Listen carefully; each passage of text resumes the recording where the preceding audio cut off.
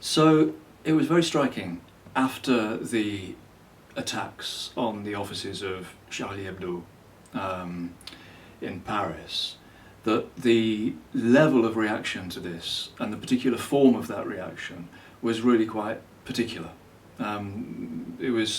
Seems in a way odd to wonder about why there might be, such a large-scale reaction to that kind of event, because obviously the horror of the event makes that appear self-explanatory. But at the same time, the extraordinary spread, almost instant spread, of Je suis Charlie as a hashtag on Twitter, and the numbers of people who turned out to demonstrate around the world, but particularly in France, in several major cities in France, and in the major demonstration, apparently somewhere up to 2 million people came together to demonstrate in solidarity with Charlie Hebdo. That's a level of reaction that suggests that there's something quite specific going on culturally, because it's not every atrocity that produces that kind of a phenomenon. So it struck me that it might be interesting to think about why this atrocity in this particular cultural context, why has it produced this reaction?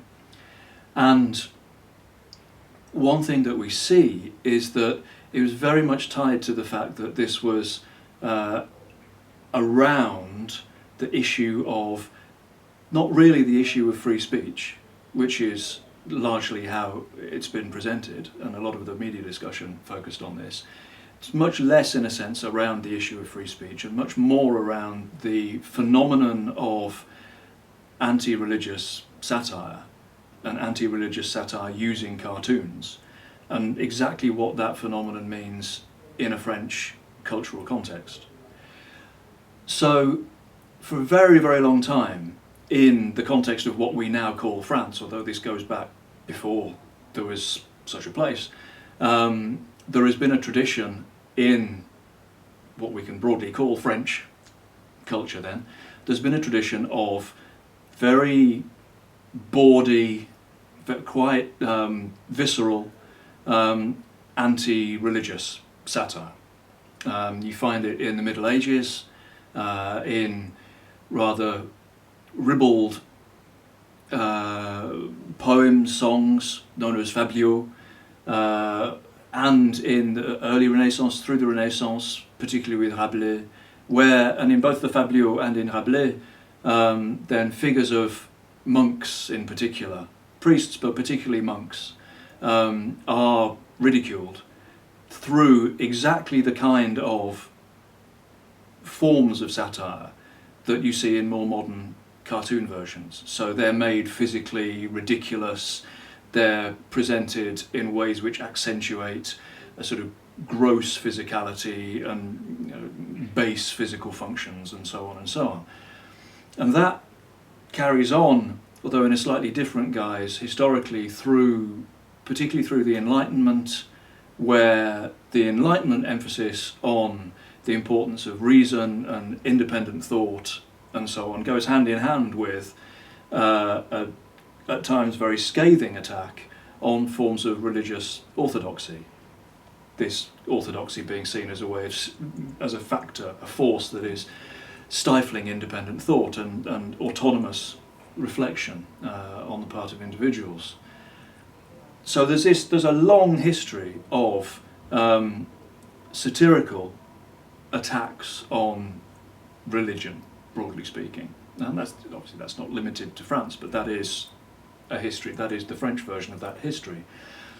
The crucial thing really in a way in France is what happens around the revolution, so at the end of the 18th century, and subsequently through to the establishment of what we would think of as modern French culture, political and social culture particularly. So at the time of the revolution you see very much developments that are very similar to what you find in England in the time of Henry VIII, with what you might call the dissolution of the monasteries and the forcible expulsion of monks and clerics and so on, often in very violent ways. And this then becomes a form of, as it were, state anti-clericalism. Now, this shifts around during the 19th century.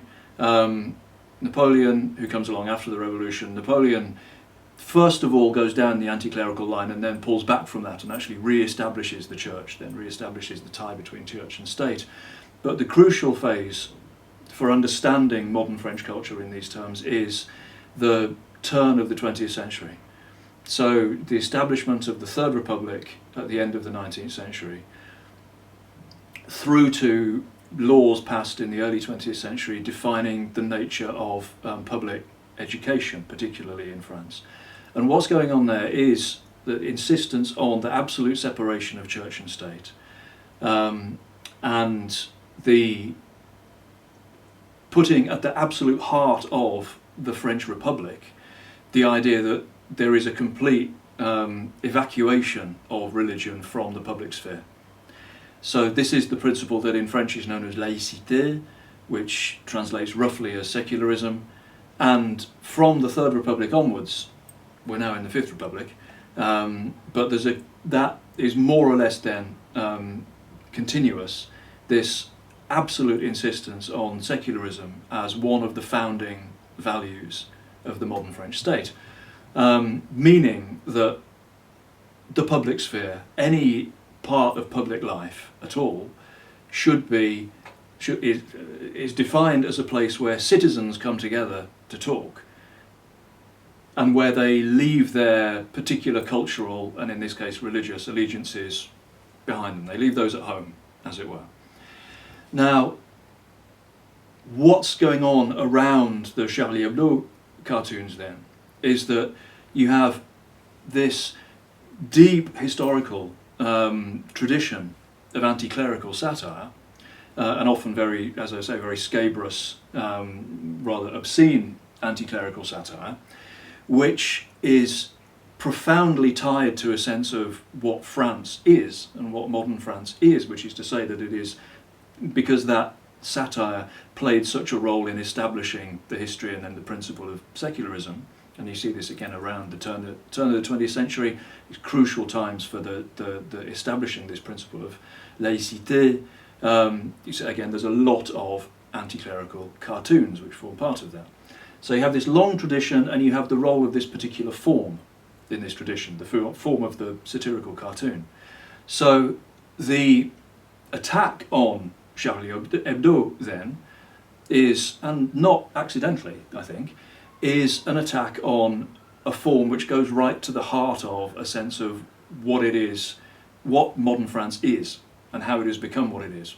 It's no coincidence, therefore, that the public demonstrations in France, in solidarity with Charlie Hebdo, called themselves Marches républicaines, so Republican marches, making that link to this idea of the principles of the French Republic, what it's established on, making that absolutely clear.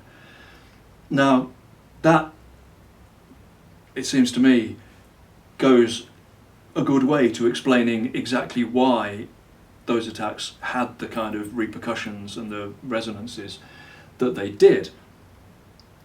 But the question then that we have to ask, I think, by having looked at this historical context, is we have to start understanding what the role of these this kind of satirical cartoon form has been historically, and think about what the continuities are or the differences when this form of anti-religious satire is no longer being directed against the Catholic Church, but is being directed against Islam.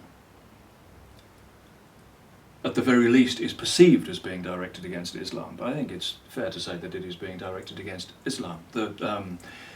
So, looking at this in that kind of historical perspective, what you see is that probably from the Middle Ages through to the Enlightenment, certainly through to the Renaissance. Let's do the Middle Ages to Renaissance. What you have is an attempt to debunk the powerful, essentially, because the church is where the power is, fundamentally. So a kind of satirical attempt to bring down figures of prestige and authority and so on. From the Enlightenment onwards and through that long Republican history, there's part of that, but it becomes much more about a struggle between different elements in society. You know, elements that think of themselves as preserving traditional values, elements that think of themselves as progressive. And then that fight between the secularists and the church is effectively a struggle for social dominance. So a question that historical perspective allows us to ask in relation to the Charlie Hebdo affair is, how are those cartoons functioning in their own context? What are they actually doing? So, you know, we can think of this in terms of values and principles, but we can also think of it in terms of the function of a cultural form. So in the context of the Charlie Hebdo cartoons, what was their function? Is it to do with, as it were, speaking truth to power in that definition of journalism? Is it to do with satire being a way of attacking those who are too powerful? Is it a case of satire being part of a struggle over who gets to own which part of the public sphere and the general social map? And so taking that long historical view in that way has the advantage of allowing us to change our focus rather, and to get not that this is a better way of looking at this, but this is another way of looking at this that allows us to see and understand something about it that otherwise we might not have thought about.